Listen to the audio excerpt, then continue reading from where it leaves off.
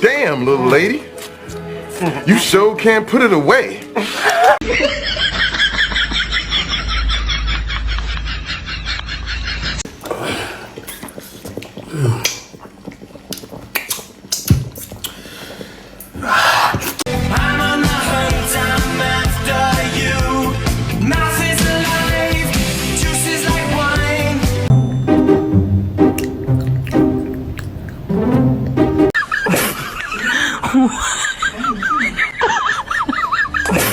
Did you know that poor diet has overtaken tobacco as the #1 cause of early death globally?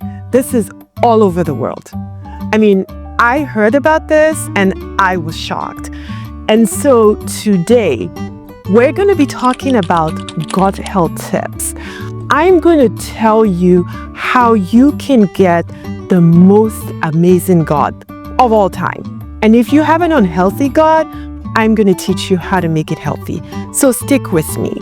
Now, when we talk about poor diet, we're not talking about diets from lack of choice, such as in malnutrition in third world countries.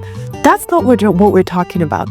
What we're actually talking about is what we know to be industrially produced edible substances, which we also know to be called ultra-processed foods. This is what is driving early death and is driving increased deaths from cancers, heart attacks, strokes, and diabetes. And so that's the bad news, okay? The bad news is poor diet, #1 killer right now globally. What's the good news?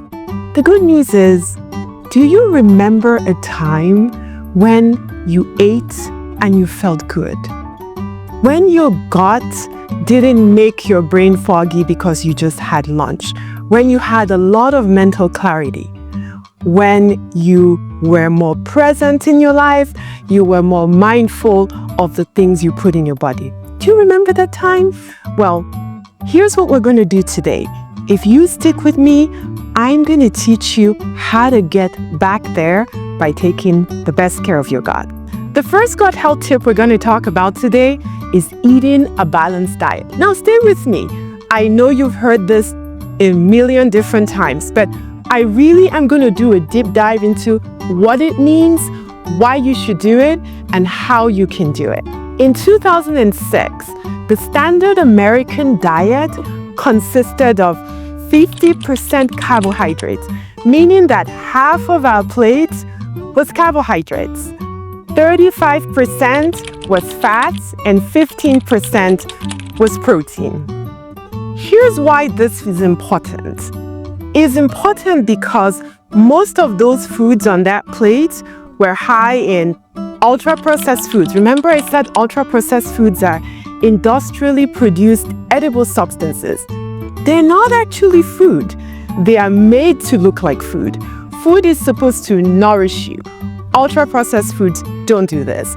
And so the standard American diet was very high in ultra-processed foods. It was very high in fats, saturated fats, which are really bad for you. And it was really high in sugar and salt. Why is this bad for you? Okay, so again, stick with me. I'm going to lead you down a little path of history. In 2020, a very intelligent scientist by the name of Chris Van Tilliken, he's an infectious diseases doctor in the United Kingdom. I have a world of respect for this gentleman, and feel free to look him up if you want to.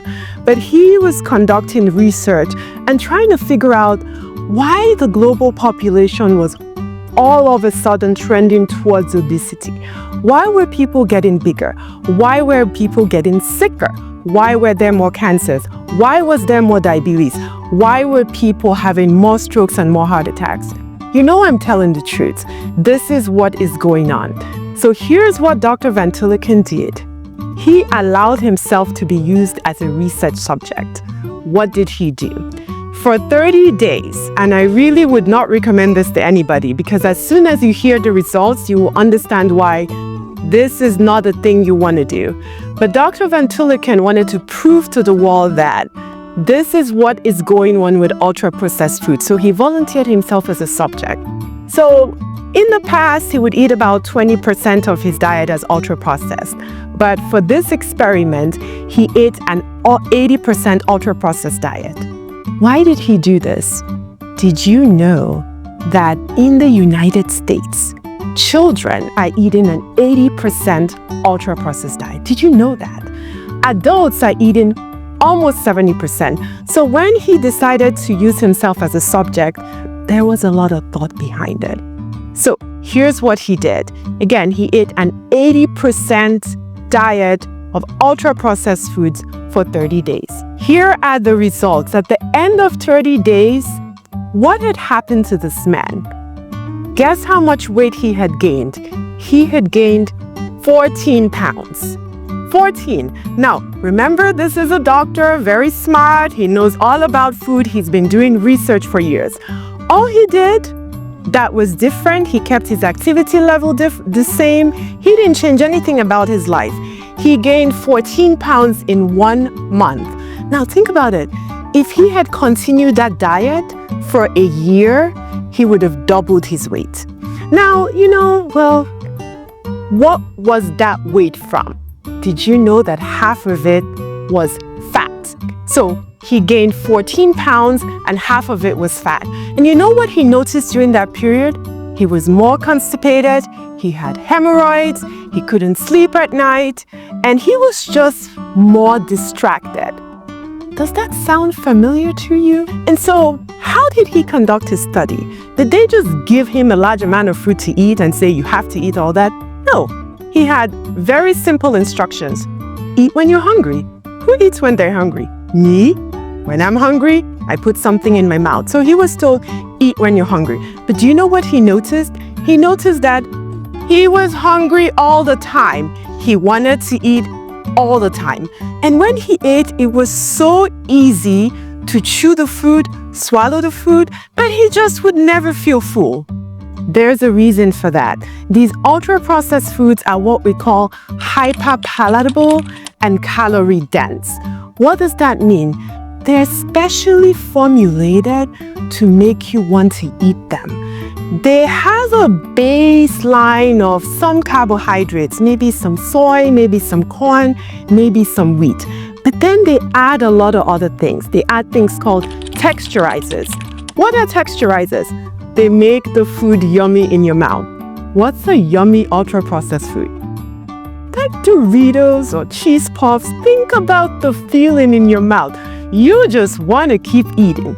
So this guy ate these foods. He was hungrier. He enjoyed eating them because they were calorie dense, they were soft, they were dry, and he could eat large amounts at the same time. Do you know that there is a scientific reason why this happened to him? So remember, he did this study, he gained all this weight, and you know what they did at the end of the study? They measured his hormone levels. Did you know that there is a hormone that says, my first name is Ngozi. There is a first hormone that says, Ngozi, get up from the chair, go to the refrigerator, open it, and put something in your mouth. Yeah. It's all controlled by your hormones. That hormone has a name. What is it called? Ghrelin. So I made that face because I think about it as a bad ogre. Think Wicked Witch of the West. It's like, go and eat, go and eat. I'll get you, my pretty. What this hormone did at the end of 30 days, it was 30% higher than before 30 days. What does that mean?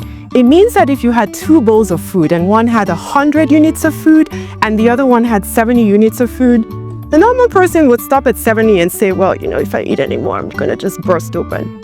This guy kept eating until 100. So that's the reason why he could keep eating, because this food altered his hormones and increased his hunger hormone. Now, apart from that, it also affected the hormone that makes you feel full.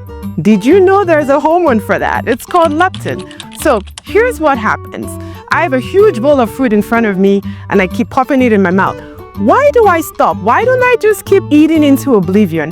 It's because your fullness hormone says, Ngozi, time to stop now. If you eat any more, you're going to burst. Guess what happened to this fullness hormone? It went down by almost 30%. So the reason he ate more was because his hunger hormone went up and his fullness hormone went down. But there's another reason. At the end of the study, they scanned his brain. So now wait for it. This blew me away. They made an MRI scan of his brain before the experiment, and they made another one after the experiment. What did they find? They found that these ultra-processed foods, again, remember that's the only thing he changed? These ultra-processed foods had made it so that he formed new connections in his brain. These were not healthy connections. Do you know what these connections did? They connected the areas of repetitive function to reward centers in his brain. So let's break that down a little bit. What's a function that you just do mindlessly and you repeat all the time? Things like breathing, things like driving your car. You're in your car moving, but you don't think of every little motion. So what does that mean? Basically, what that means is his brain was telling him to eat even when he wasn't hungry. So, anyone listening to this program, have you ever felt like, I really shouldn't eat anymore, but I can't stop eating? That's one of the reasons why this happens. And so, these changes persisted in his brain for 8 weeks. Meaning that even though he stopped eating these foods, the changes continued for another 2 months. So this guy, probably in his 40s, fully formed adult. Imagine what this is doing to your children. The children in America who are eating an 80% ultra-processed foods diet. Just think about it for 1 second. How should your plate look at meal times? It should be half of your plate, instead of containing carbohydrates, half of your plate should be fruits and vegetables. I don't have anything against carbohydrates. I love my carbohydrates. But what I like is healthy carbohydrates. The other half of your plate should be divided into 2. Half of it should be healthy carbohydrates. That means 25% of your plate should be lentils, whole grains like farro and quinoa. And then the last 25% should be lean protein. I put the emphasis on lean because you don't want all those meat cuts with all the fat. Yes, fat tastes great, but remember that not all calories are created equal. When you put something in your mouth, you don't want it to clog your arteries, you don't want it to cause diabetes, you don't want it to increase your risk of cancer. So, number 1 health tip, eat a balanced diet. What is a balanced diet? A balanced diet is foods that will provide nourishment for you. How should your plate look? 50% fruits, vegetables, 25% lean protein, 25% whole grains. Well, what about healthy fats? You should have a small amount of healthy fats and you should have a lot of water. And so let's talk about ultra processing in foods. You know, this was another aha moment for me because, after I've been doing all this research, I wanted to share all the information I had. I talked to my friends, I talked to my barber, I spoke to my patients. What did I say? I said, do you eat ultra-processed foods? They're like, oh no, we don't. I thought, no kidding. I said, so you don't eat Cheetos or Doritos? Oh no, we avoid all that stuff. I thought, wow, that's interesting. Everyone's eating a healthy diet. Okay, but then I asked them, I said, where do you get your bread? And they said, oh, we get it from supermarket. So, let's take breakfast. How does ultra-processed food sneak into your diet? Why is it that almost 70% of adult Americans are eating an ultra-processed diet, probably without even realizing it? So what do you have for breakfast? I was asked what I had for breakfast today, and it was some oatmeal. Now, are oats processed? Yes, they are, but they are minimally processed. Now, let's talk about what does an ultra-processed breakfast look like? Have you ever had a breakfast cereal? Do you realize how much breakfast cereal you can eat without getting full? Have you ever read the packet? It's full of texturizers, stabilizers, emulsifiers. That's most breakfast cereals. Now, What else can we have for breakfast? Maybe some turkey, bacon, maybe some bread, maybe pancakes. Pancakes are my favorite. Now, how do you make your pancakes? You know, when I was a little girl, we had pancakes every Sunday. And so what my mom would do is she'll mix some flour, she'll mix some eggs, and she'll put some milk in it, and we would put it on the pan, and behold, a pancake. And it's now 2025, and we have pancake mix. Now look at that pancake mix. What are the ingredients? Do those ingredients occur naturally? Are you able to find them in your kitchen? No, you're not. If you leave that kind of pancake mix out there, it's probably going to look like that for the next year, maybe even 2 years. So not all pancakes are created equally. You can make pancakes at home from natural ingredients. That's wonderful. You can get pancakes from a pancake mix. No bueno. So that's breakfast for you. So my goal in doing this is to make you start to question, what am I eating? What am I putting in my body? Am I increasing my risk for these diseases? Am I doing them with intention? Or am I doing it with, well, you know, a man's gonna eat? So it's different. What I'm trying to give you is the power of choice. If you eat those things and you don't know about them, then you can get angry. But if you know, then that's fine because it's the choice that you made willing. Let's take lunch. What do we eat for lunch? So, small story. I did my residency at Emory University and had moved from Nigeria. And for lunch, we got free lunch and I thought, this is the best. What were we given? We were given a sandwich and a fizzy drink and some chips or some fries. This is what I've come to realize is standard American lunch. Now you would think, that all sounds very healthy. What's wrong with that, Dr. Okoro? All right, so let's break it down. What's in the sandwich? It's an industrially processed bread, right? Texturizers, emulsifiers, stabilizers. It's so soft, it's chewy. I mean, the bun is just delicious, out of this world. Did I ever not eat the whole thing? I ate the whole thing. Have you ever met anybody who didn't finish a bag of chips with lunch? It's just so yummy, it's perfect. And then the fizzy drink, delicious.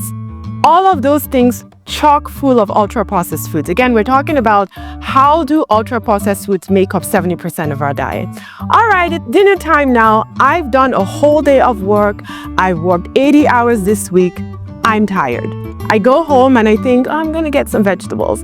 So I steam some broccoli and I think, I got this lasagna from Walmart. I'm just gonna put it in the oven and warm it up and I'm gonna eat that. What's that?